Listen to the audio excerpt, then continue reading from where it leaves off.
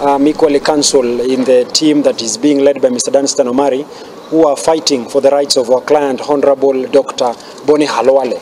As you'll recall, on the 7th day of February 2024, we came before you after serving Mr. Cleophas Shimanyula, aka Toto, with a demand letter where we put it to him that unless he apologized within 48 hours, we will take stern action by commencing a civil suit before the in which we'll be demanding a sum total of 200 million shillings in form of compensation to our client, Dr. Boni Khalwale, the Honorable Senator of the people of Kakamega. A threat.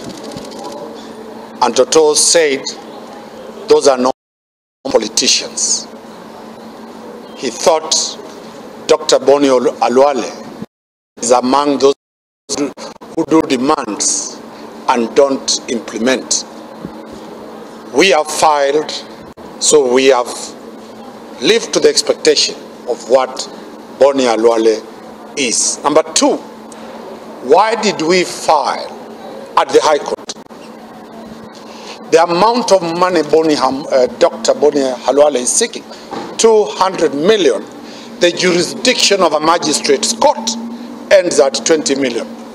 Now, following the death of Mr. Kizito Amukhune, there was a post-mortem report that was conducted, a post-mortem that was done and a report returned on two.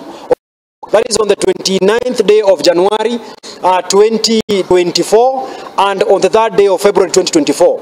And of the two post-mortem reports, they returned a verdict that indeed the death of the late Amukhune was caused by excessive bleeding that was caused by injuries after the...